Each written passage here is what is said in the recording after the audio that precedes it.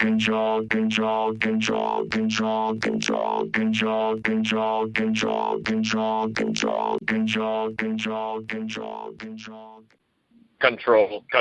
control. Control. It was actually a really great The Faint song called The Conductor. And the whole song was control. It's really great. We should link to it in the comments. Hi, this is Louis Brandmeier. There's Richard Futrell, doctor. Hello. PhD, linguist. He is quite a cunning linguist, or so I have heard. Yeah, from I've his heard associates. that. I've heard that before. Should not have actually been funny. Today we're here to discuss Project Daedalus from Discovery. Man, what are your thoughts? Let's start with you, buddy. Well, we didn't get Project Daedalus till the very end. We actually didn't get any of Project Daedalus. We just got the name. We got the name. I think it's actually interesting. This is something to go into. How the Discovery episodes don't, like any other Star Trek series, have the title in the opening sequence. Like in the first scene, the best of both worlds on the top of the screen. Yeah, they never pop up. We have to scrounge them up using the internet or something to know that it even had a title. So it's pretty weird. I think it's the post-structuralist bent of this show. Yeah. It has no title. They're trying to express a fragmented narrative and untrustworthy memory, and there's no real coherence. There is no meaning here. There is no ultimate or clear meaning here. Yes. That would be disappointing. That would be actually completely averse to literally everything that we stand for in the podcast. I'm implying it merely to parody it, which is ironic because I was about to say pornography, most postmodernism, that might have been a Freudian slip, most postmodernism is a pastiche or a parody of itself. And postmodernism is sort of pornography for the mind. Yeah, I guess you could say that. It's a kind of masturbation. Definitely a kind of masturbation. But then so might philosophy be. Subconscious connection there. I made a lot of very kind of what do you call them? The people from the early 20th century. Bataille was close to them. It was the surrealists. That was a surrealist connection. It wasn't a legitimate connection. So, I like that control is the thing behind everything. Yeah, it's pretty much. I feel like in all our episodes we're like, wouldn't it be cool if? And so far, it's usually come out that way. Yeah, this was exactly what we were hoping for. I can't wait for it's almost like they've been watching our podcast and then planning the episodes. Well, even more appropriately, it's almost as if a super artificial intelligent AI is monitoring all of the technology on the planet in order to gather data and feed the writers the appropriate next move to write in their show. Yeah, it could be that Star Trek Discovery is actually the first show written and produced by a neural network. Except it's a really clever neural network. Instead of that one that wrote that short movie that was just fucked up. It was just confusing. Yeah, that was a few years ago. It's been leaps and bounds development since then. Yeah. We talked about the images of people being able to be these people people don't exist, and you can generate realistic text now too. It's very realistic. If you read it carefully, you realize it doesn't make any sense at all, but just when you're skimming it, it seems very coherent. Yeah, I really want to dig into this AI theme today because it's very interesting to me, and you assuredly know a great deal more than me, given that you have an AI program that has been, our listeners should know, has been converting TNG, or is it TOS into TNG? It goes both ways. It takes a screenshot of the Next Generation and converts it to the original series, or vice versa. So it learned how to switch to the uniforms. It learned how to add hair to Picard's head. It learned how to change the background lighting. It even learned how to change the communicators.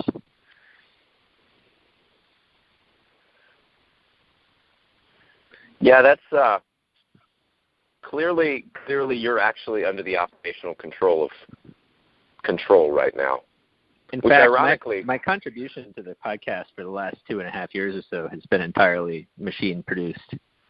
That's terrifying and unsurprising considering who you are. I thought you were going to say considering the quality. Oh.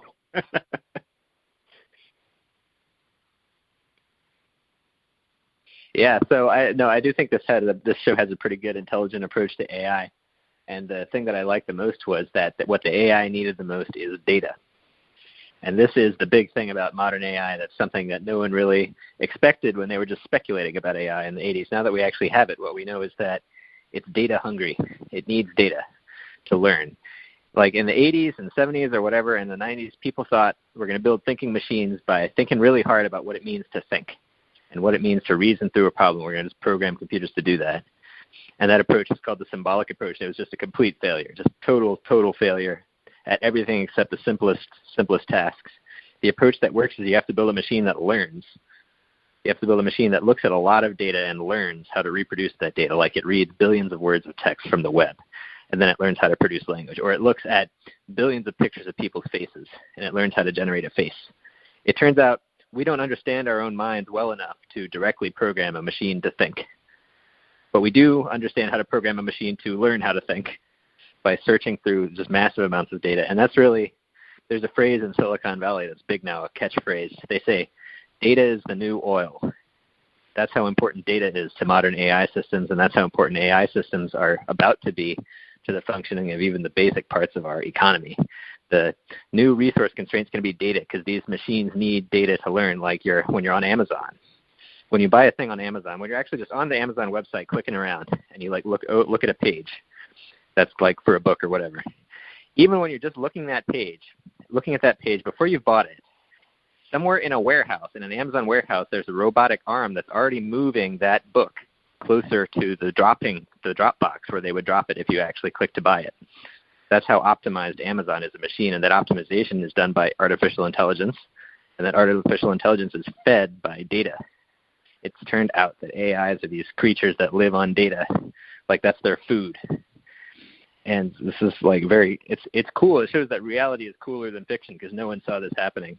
And this has turned out to be how it is. And so, yeah, and the number one thing that Control needed in this episode was the data from that sphere, which had the data on all those different civilizations. Like, just imagine what your neural network could do when you train it on all that data. That's what it would really need. Yeah, I mean, so here's what's really interesting. Artificial superintelligence has not actually been rigorously confronted by Star Trek. We get a lot of examples of like computers that Kirk gives a logic problem and then they explode in the original series. Yeah. I mean, okay, yeah. Or that was the product of people sitting around and thinking about what do we think these things are going to be like, and everyone was totally wrong. Yeah, yeah. So the real question then becomes like, what would a real super intelligent AI actually do? What would it be constituted by, and how would it work? And what would it see? This is new life and new civilizations. This is interesting to me, and hopefully it's something more interesting and more robust than just this thing wants to survive, and in order to survive, it needs to get all the information it can about all those beings that have survived, including and especially artificial intelligences and how those function. And I mean, it makes sense that it would want to be the master thing, because and actually, here's my theory: Section 31 could keep Control on, so long as they understand that. All right, there's this little piece to its program that's going to want it to not just have all possible information about all sentient, and I mean by keep it on like after this season. Or after the events of Discovery put Section 31 back sort of in control of Control, which is currently out of control. And I don't know how controllable Control is, but, the control of Control is clearly the control yourself factor. Man. It's the control factor for this season, under which we're currently controlled. So I'm done. I'm really done now. The artificial, like what its actually intentions are, I think, are aligned with. You give it the parameter, protect the Federation, and if it's looking to protect the Federation, then it would want as much information as possible, not just about other civilizations, and it's got other arms that can seek that, but specifically for, and so we know that the virus was from the future. So there's a future iteration of control that's sent back, downloaded into Arium, at the right place, at the right time. The Discovery was on that pathway, chasing Spock, at exactly the right place and exactly the right time to catch that sphere, to grab that data, to have Arium grab that data.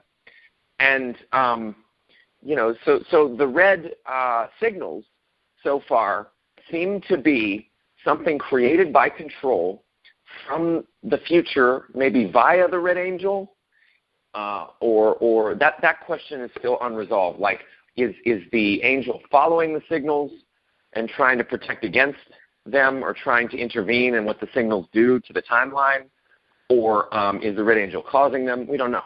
But so all of this, I mean, I can see the puppet strings. I can see the orchestration and the symphony of the timeline alterations done by control so that it can achieve the objective that was stated in this episode. And I can also see why it would want that. I can see, like, an artificial superintelligence would want to have all information on all potentially competitive, other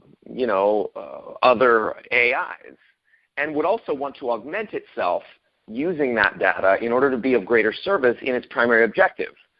Now, the real interesting thing is at what point does it develop, and how does it develop? And this would be the only thing really that makes it distinct and more interesting than the Cylons, than the Terminators, than any other of these AIs that just go bad, is like how and why does its fundamental parameter shift from the protection of sentient life in the Federation specifically to the destruction of all sentient life, including the Federation? Well, we don't know that Control is ultimately on the bad side here. What if Control actually sent the Red Angel, and this is all part of some elaborate plot to save humanity from some other threat, from some other AI that it maybe is about to learn about from the sphere? Oh, so maybe it's just the amorality of it that gets portrayed here that makes us feel like, as viewers, that Control is the evil AI, when in fact Control is smarter than everyone and is fighting some enemy. Control, let me finish real quick. Objective. Yeah. So if Control is fighting someone else, that would jive with Control being there in existence after this season, which it's got to be.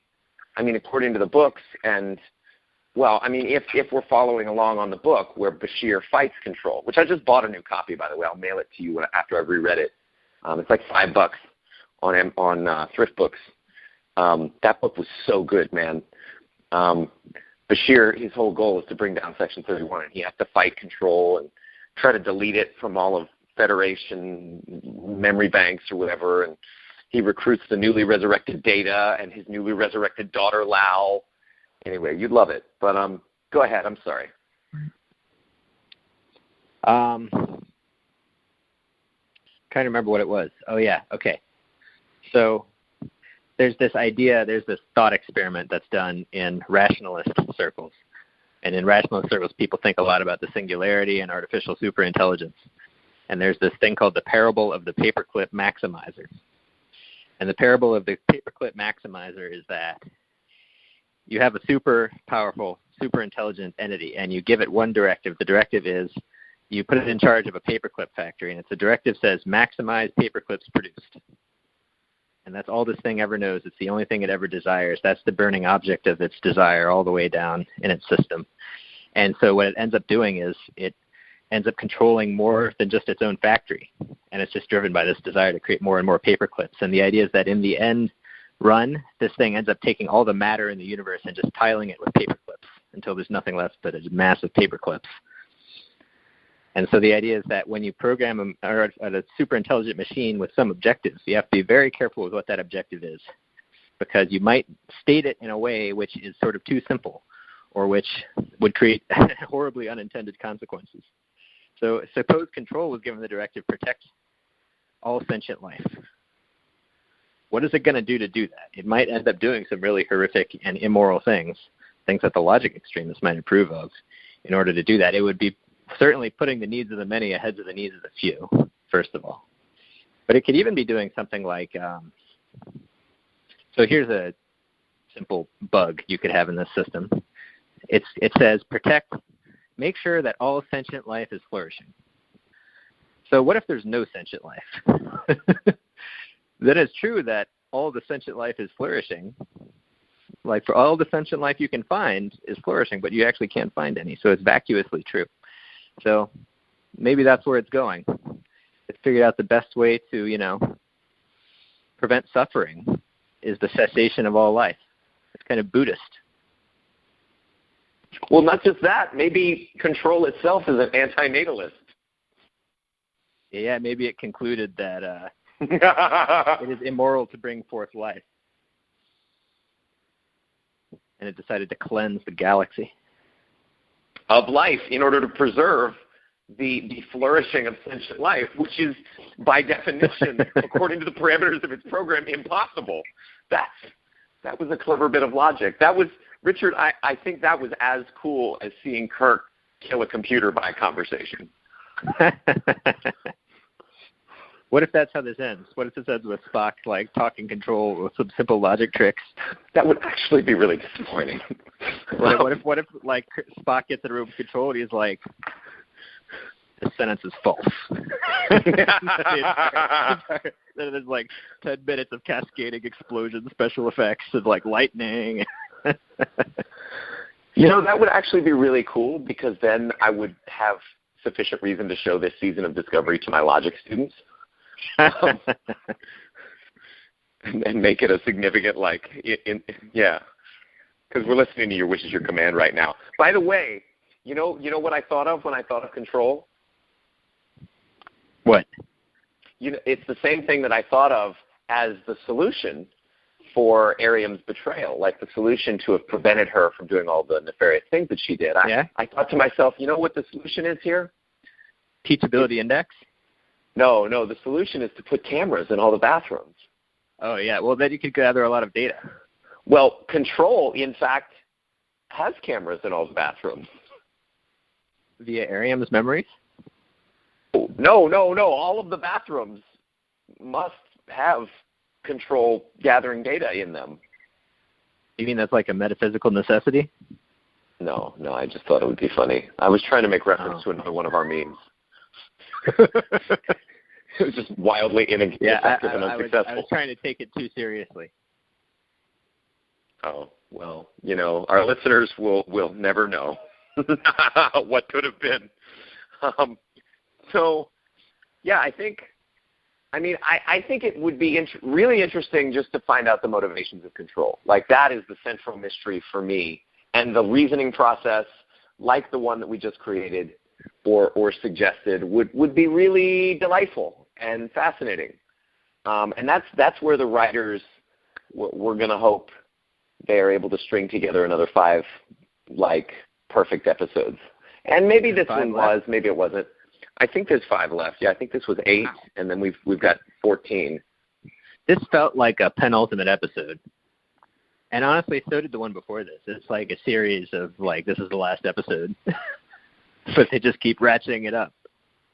So the next episode is titled The Red Angel, and the one after that is titled, I think, Perpetual Motion or something. That's interesting. Yeah, I might be wrong on that title, but they've got interesting titles.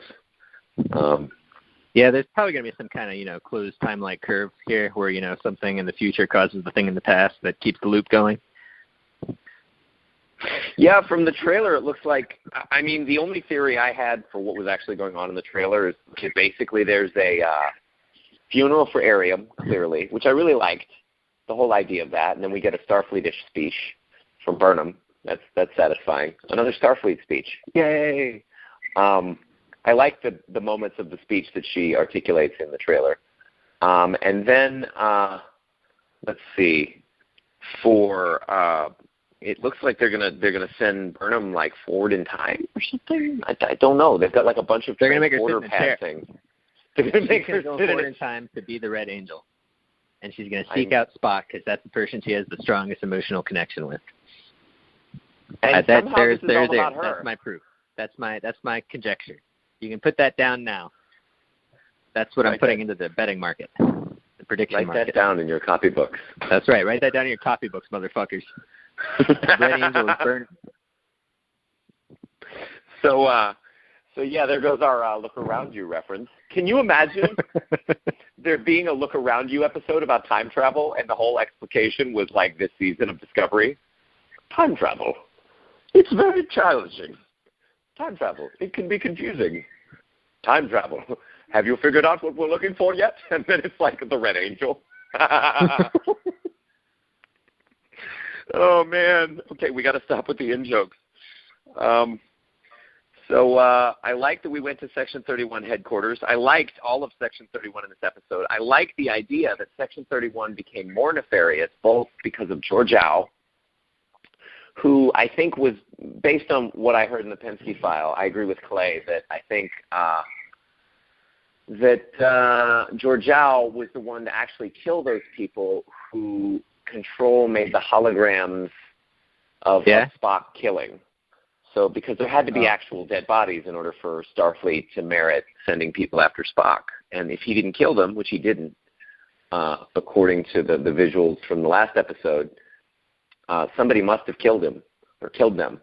And so there's that. And then this whole idea that people are holograms. And so I was left with a little bit of a question, given that Cornwell knows that Admiral, I want to call her Admiral Patak, but I don't think that's her name. Admiral Tapier. Tapier. Really? Is that her name? No, but that's what I'm going to call her.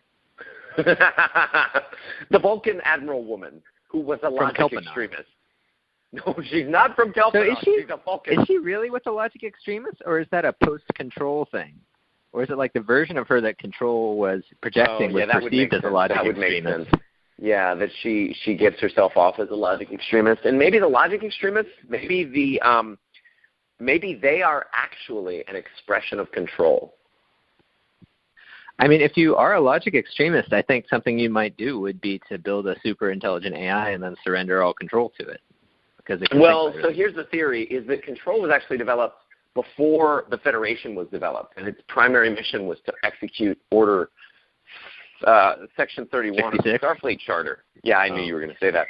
No, so Order Section 31 of the Starfleet Charter says, protect Starfleet at all costs, or protect humanity at all costs. And I was reading the Memory Beta article, which is the source for all fictional non-canon material, and they got a lot of great stuff about Section 31. And they were saying how again, we've mentioned this before, but I think it's funny and worth repeating, how the Section 31 of the Charter was basically cut and paste from the Starfleet Charter into the Federation Charter. You just imagine some board administrator all right, well, this seemed to work. We're going to make a giant federation of planets. We need a rule for this section. How about we just cut and paste? How about we just copy it from our military? Yeah, we'll just copy it from the military. Because Starfleet is basically a military thing. So I like that we went to section... Humanitarian and peacekeeping armada. In other words, it's the military. Yeah, it is. So Section 31, did it become more prominent because of the war? I think so. That was a question I had. And I don't think this is the final Section 31 headquarters. In fact, the way that Control is portrayed You don't think this is the final boss? No, I don't. And in fact, they mentioned that too, that you kind of have to get to the final boss, which is, well, anyway, I wonder what they do while they're hanging out in that minefield other than have a funeral. I also wonder why they didn't transport Arium off of the Section 31 ship. Yeah, like I thought that too. The moment they realized she was compromised, I was like, okay, just beam her over, man. But I don't know, maybe it's shielded or I don't know. Well, they beam people onto it. I mean, so yeah, that's hopefully somebody woke up and figured out an answer to that. God bless you, Richard. I wept when she died the second time. For some reason, Snitches get stitches.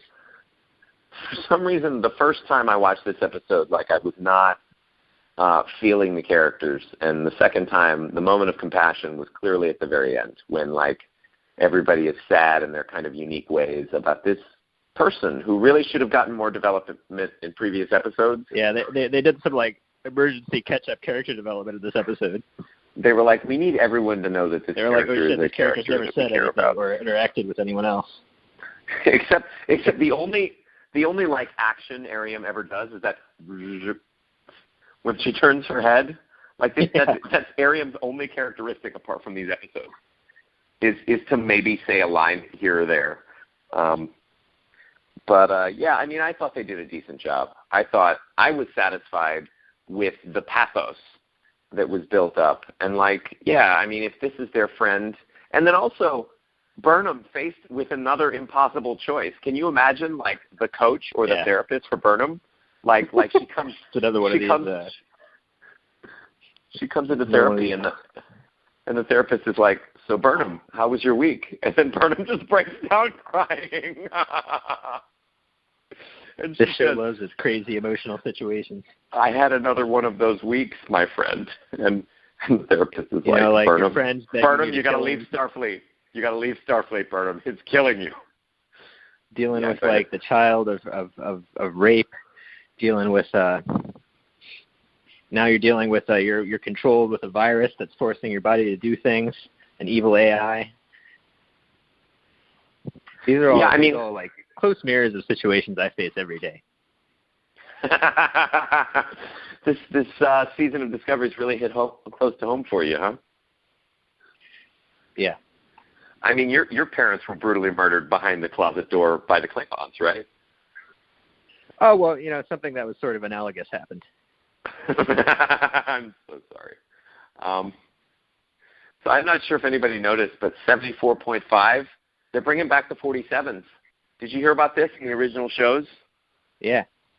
47 was kind of in every episode as a way of, I think 47 is actually a sign of, it's like Control winking at itself.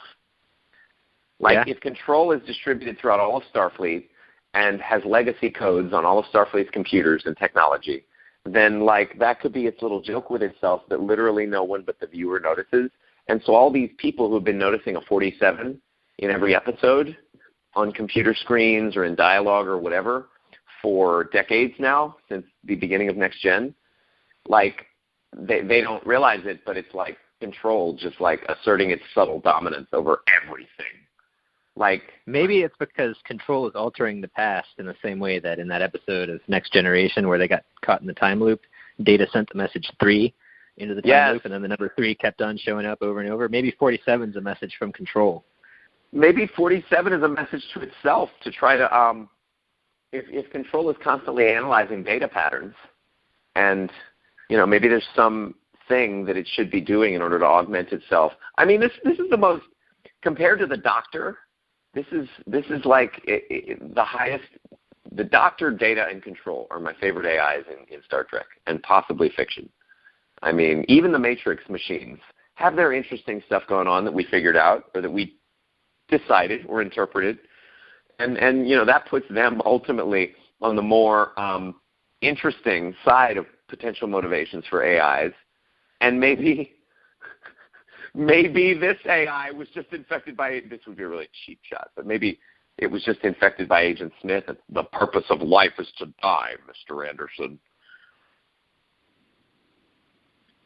Could be. Hopefully they didn't steal from the Matrix, though. That would be really dissatisfying. Hopefully they haven't gone all in on the Matrix crossover. All in, yeah. That was my possibility that I invented this week. It's a possibility of being all in my life. It's really satisfying. So Control. We got to play that song. I'll send it to you. You can play it at the end. They go to yellow alert a lot on this show. Yeah. It's really nice to see it used intentionally, I guess. There were some shield percentages in this episode. There were. I was so excited about that. It was 90. Like the shield, they've got really good shields. Oh, you mean they ended at 90? I think that was the number they called out. That was the last number? Oh, man, they've got some great shields. I don't know, but like when it comes to building tension, there's nothing that just, gets me going more than some shield percentages. Just gets like every 10% down the shields go, that's another 10 beats per minute. My heart goes up.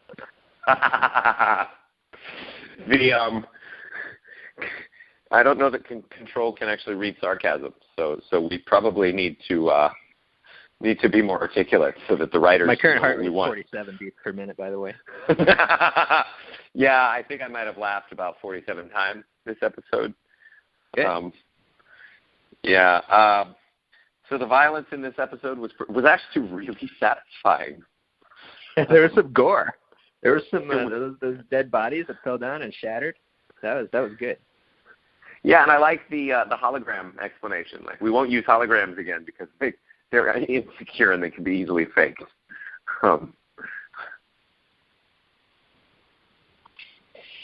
Yeah, I really wonder what's up with Admiral Teep here, and if she really wasn't a logic extremist, or like how long has she been floating around dead? I guess 2 weeks, right? She's been floating around dead for 2 weeks, and it's just been Control puppeting her. This is kind of a reduction to absurdity of the Badmiral theory, that most admirals are bad. They're actually holograms controlled by an evil AI. Well, no, in this case, so in this case, the admirals did turn out to be bad, like literally all of them. Like a significant cabal of admirals, like 4 or 5 admirals were all like evil by virtue of being Control, or being controlled by Control, or I don't even know. Like they were mapped and modeled by Control. I mean, where Control ends up at the end of this season is really fascinating and interesting to me. Like, I really want that novel to be relevant and true. So I want Control to survive all of this somehow. But I also want future Control. Go ahead. A program hack, like maybe Spock. I think last episode we talked about Spock hacking and rewriting the AI code of Control, and that being kind of the last scene of the last episode. That's when he goes in and says, this sentence is false. Yeah, and it destroys the program, and then he's got to rewrite it. Or why would they rewrite it? Okay, so here's the question. Why is Starfleet taking orders from or allowing its decisions to be so significantly impacted by Control? Like, literally, she says everything pretty much gets fed into Control, and then our expertise and our experience plays a part. But, like, why is it that prominent to begin with? I'd imagine it's one of these things that kind of snowballed, It started off just giving it a little bit of data, getting a little bit of optimized decisions, like how AI is growing now. Your phone has more and more AI stuff that'll, like, automatically set alarms for you now, that kind of thing. And it just grows and grows and grows till the next thing you know, you're a slave to the machine. In the book, there's this plot line that starts in the 22nd century, about 10 years before Archer, where the 4 nation-state heads of the United Earth are introduced to this computer program, and they're like, hey, yeah, we agree, this computer program is helpful, and will look out for threats for us, and we should give it access as much as we can in order that it help us survive. And so it exists for like 200 years, and that's the longest we know that an AI has existed in Starfleet or in the Federation universe, other than on these alien planets where Spock or Kirk kind of fix things.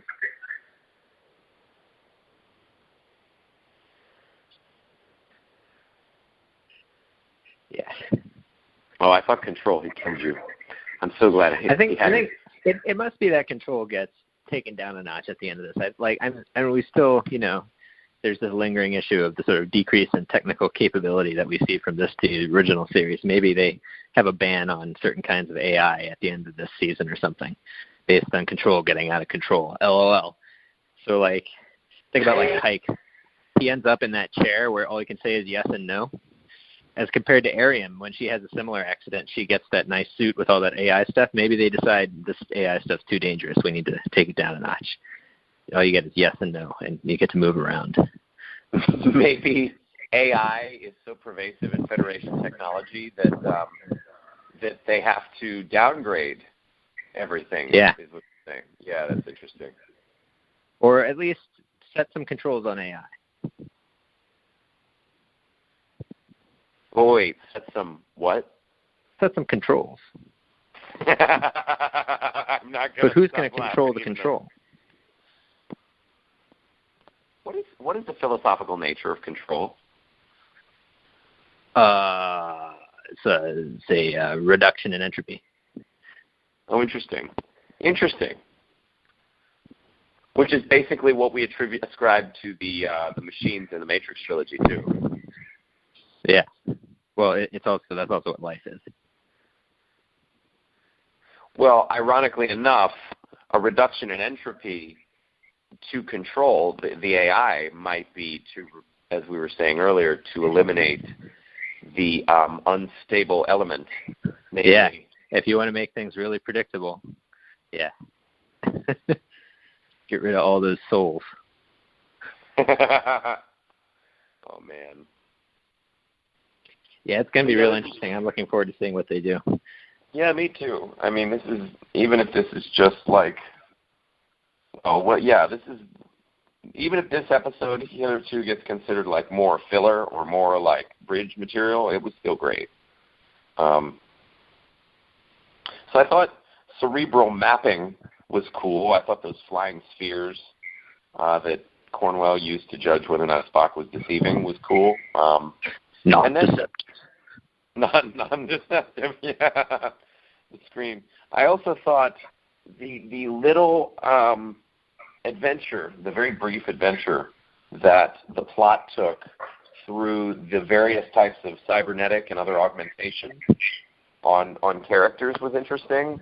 You know, Kayla's got her thing, Ariam's got her stuff, and Nan, which actually goes great dipped in curry, the commander, the Barzan commander with her face thing.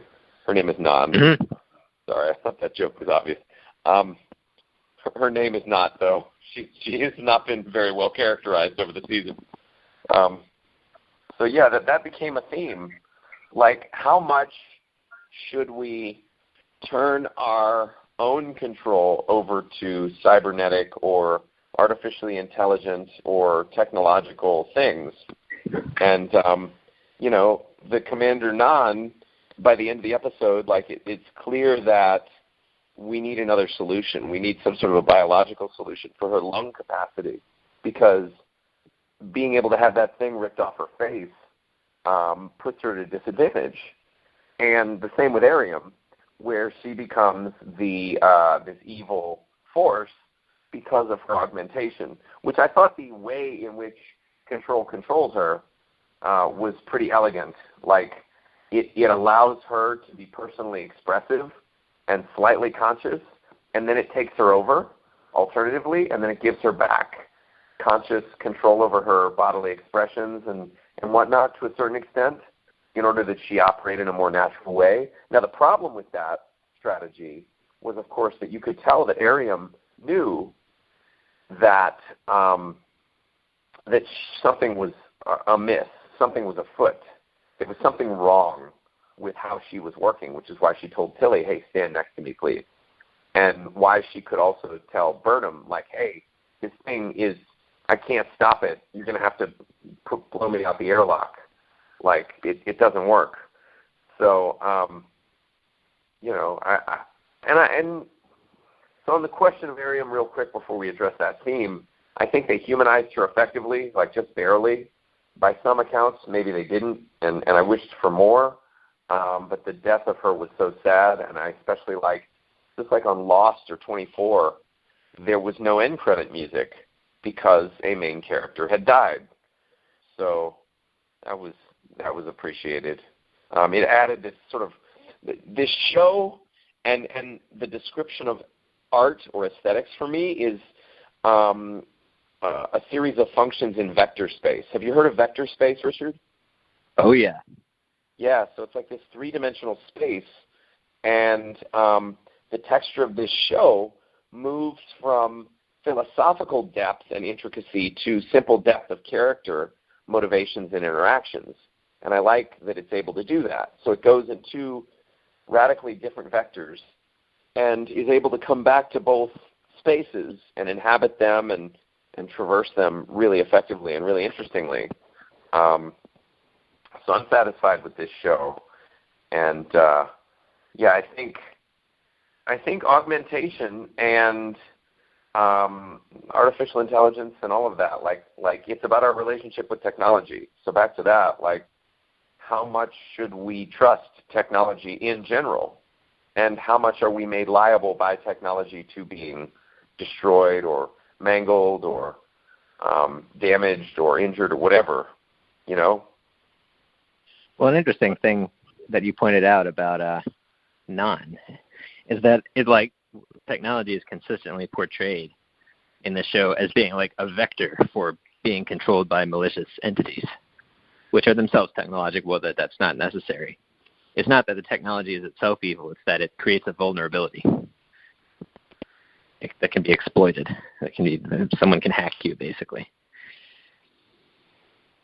The automatization of things, the procedurization, the algorithmization. Yeah. When things are done by algorithms, those algorithms can be hacked. When they're done by organic humans, they have the way that an organic life form does something has a sort of rich texture, which is in part shaped by billions of years of evolution, which consisted of viruses trying to hack biological systems.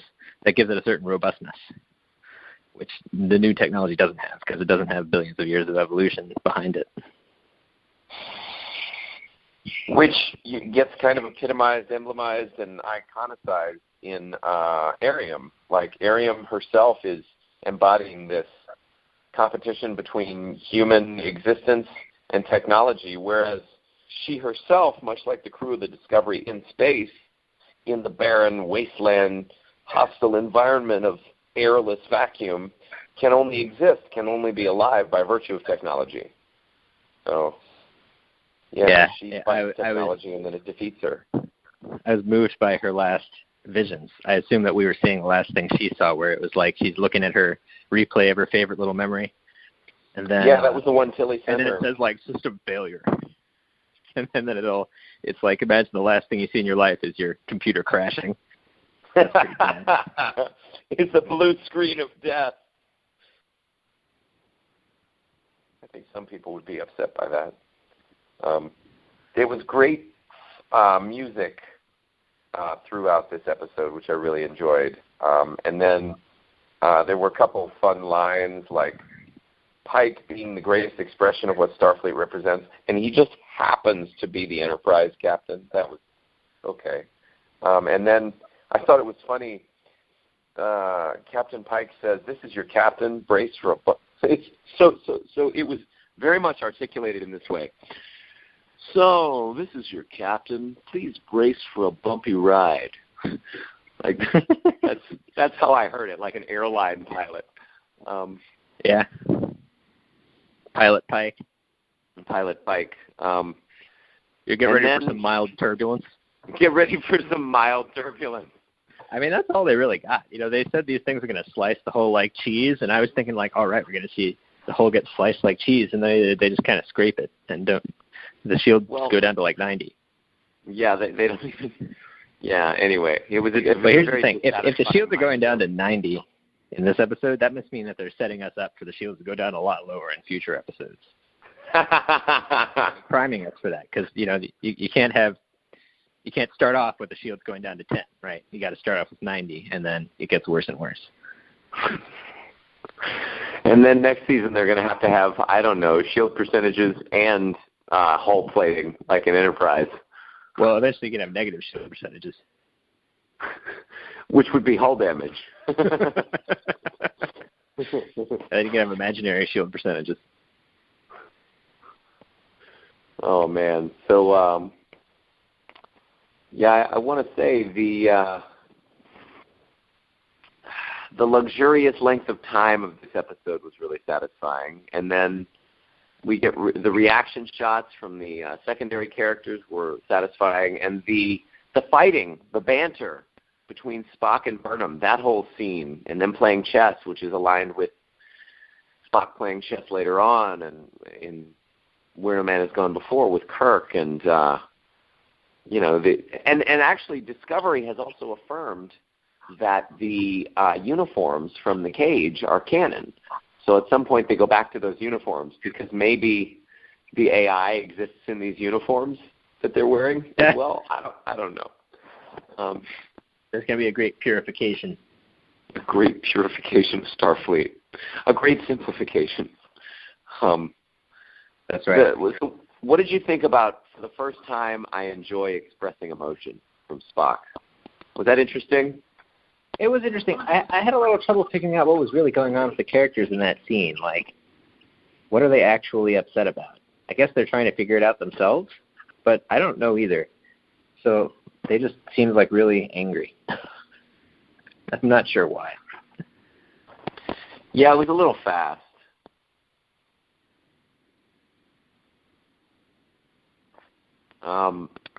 So yeah, I love this episode. I enjoyed it. It was fun. I saw it twice within about 24 hours. And, man, the only thing else that I have to say is that the computer screens in this episode, I really got present to how cool they are. Like, I mean, they've used them throughout the whole series, but a cloud-based infrastructure of computer screens like that's so cool. I mean, I really appreciate that. I really like, how they're throwing things, how they're flicking things, how they're spinning things around as they touch the screen, how they're touching the screen and then things move over, how she downloads through the thing. Yeah, I like how Ariam downloads stuff into her hand. Yeah. Well, final thoughts on this? I think we've pointed to enough themes and details, or anything else that you wanted to cover. I've gone through my notes, but let me just think for a second.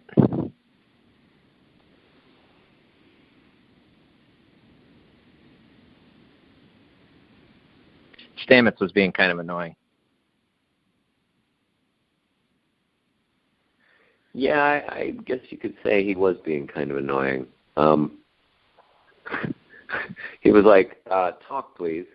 No, actually, don't talk. His relationship with Spock is kind of cool. I mean, they're both kind of can be. And I think Stamets might actually be more of this now that Culber's not in his life, or at least while Culber he thinks is not in his life, before Spock intervenes and suggests that he might be wrong about Culber. Like, he might have been an asshole when he was just not around Culber, or when Culber and he were fighting or averse to each other. I think it's very clear that Culber is a humanizing, uplifting, love-opening influence for Stamets, and that Stamets pours all of his love into Culber, and without Culber, he's left to his own devices of being kind of grumpy, and maybe he was even grumpy about Culber. So, and Spock offering something to him to help, and then vice versa. That was really cool. I thought that was satisfying because they're sort of similar characters. Yeah, in some ways.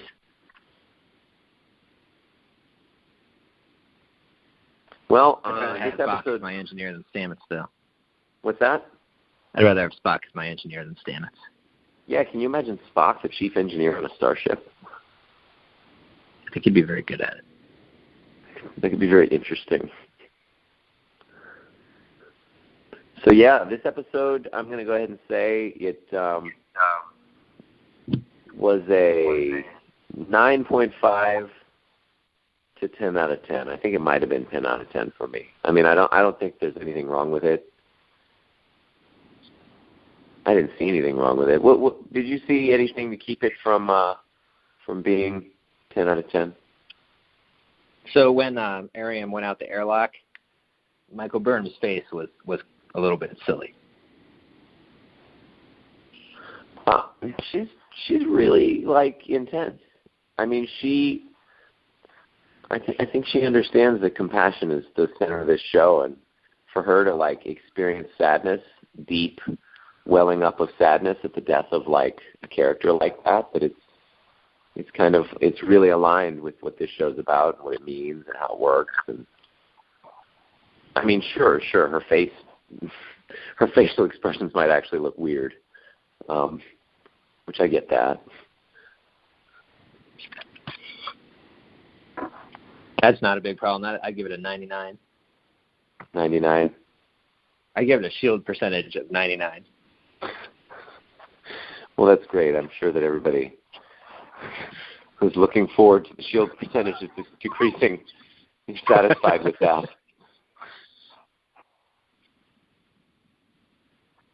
Yeah, on that note, I give it a 10 out of 10, just a hair away from Richard. And I love this show. I love this episode. I'm looking forward to more. This was good. Richard, thank you so much, man. It's good to have you on, as always. You too. Good luck. And in fact, I'll go ahead and say if I were on here alone, it would probably be really awkward.